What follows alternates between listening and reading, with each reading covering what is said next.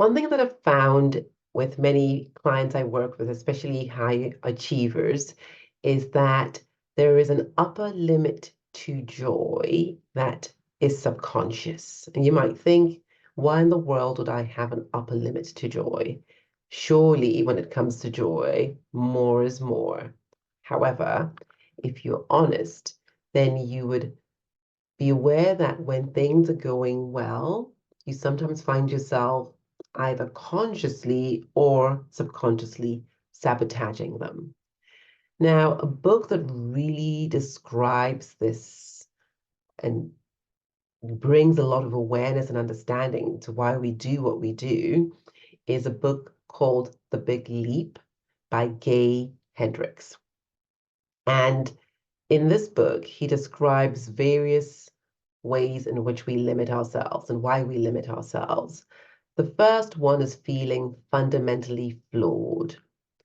This is one where you may feel there's something inherently wrong with you, which makes you undeserving of success and happiness.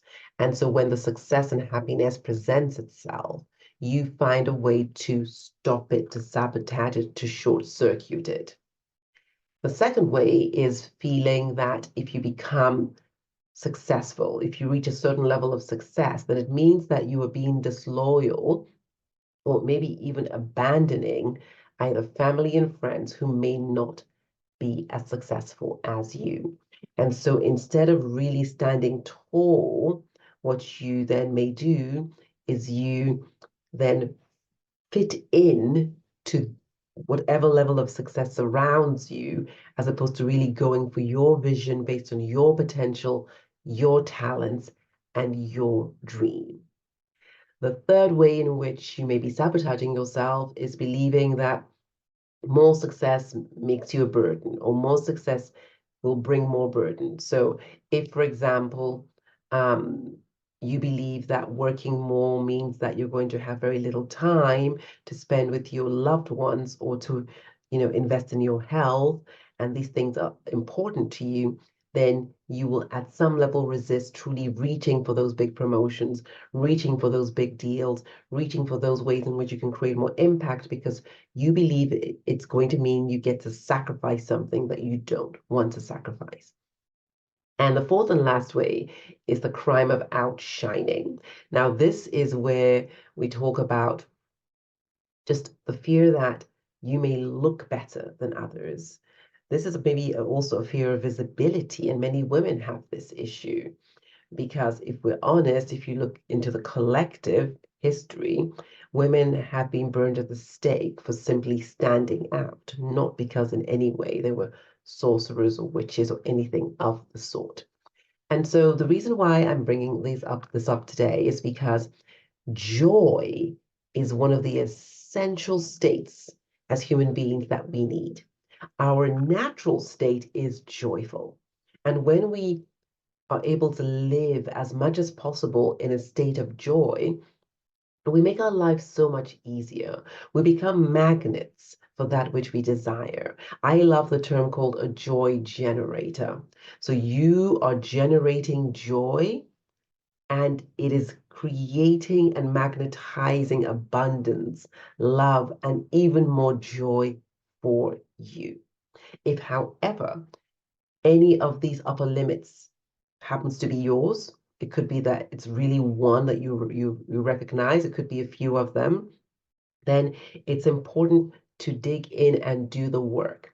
Because no matter how talented you are, no matter how big your dream is, if you have one of these upper limits, you will always sabotage, you will always short circuit because these beliefs are real.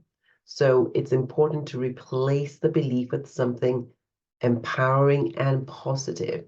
So it no longer drags you back or drags you down when you really want to be moving forwards and you really want to be moving upwards. So just to recap, do you feel fundamentally flawed at some level? I definitely can resonate with that, where you think that There's something about you that means that you as an individual don't deserve it. Others do. Obviously, others do. Others deserve the success. Others deserve the support. Others deserve the love, but not quite you, right? And so others will succeed, but you then have that fear, inherent fear that in your case, it may not quite work that way. And so you may not really put all of yourself into it. Another upper limit is disloyalty and abandonment, where basically you feel that you don't want to be more successful, for example, than your parent, or you don't want to be more successful than your husband, or your wife, or your sibling, or just generations. How can you be the person who then reaches for the stars and becomes the wealthiest person in your lineage? Does that make you feel disloyal to the generational poverty?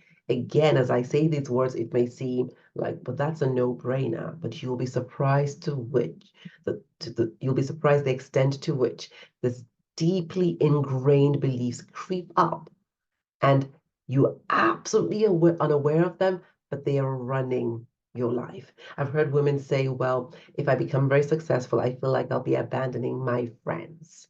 And it reminds me of a beautiful quote by Marianne Williamson. And she speaks about in this poem, she speaks about the fact that you playing small does not help anyone. In fact, when you show up in your greatness, you allow others show up in theirs as well. Now, the third upper limit is believing that the more success you have, the more you are a burden, or the more burdens will be put on you. And this is an interesting one. This is why it's so important to work with your nervous system, work with your capacity to expand, to hold, to receive. Because if you easily feel overwhelmed, then you're not going to naturally go for more impact, more influence, more income, because you just think, okay, more income, but I have to work so much harder, or maybe my family is going to suffer as a result of me not being around, etc., etc., etc. And you talk yourself out of this. But this is not really the truth. This is simply your upper limit so that you do not experience the incredible fulfillment, the incredible happiness, the incredible satisfaction of truly living to your own full potential. And the last is the crime of outshining. And this is one where you may have been taught as a child that you should stay quiet, you should be silent, you don't want to be bossy, you don't want to be arrogant, you should be humble, etc., etc., etc.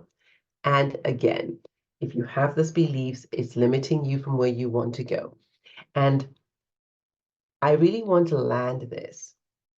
Every time you have an opportunity to up-level yourself in your life, and you do not take it for whatever reason, if it has been presented to you, for some reason you have shown up, and you then do not seize it, then I ask you, what is the upper limiting belief that you are operating under? So I know that many people say things like, oh, I don't have enough time. Oh, I don't have enough energy. Or I don't have enough money. Again, I ask, what is the upper limiting belief under which you are operating?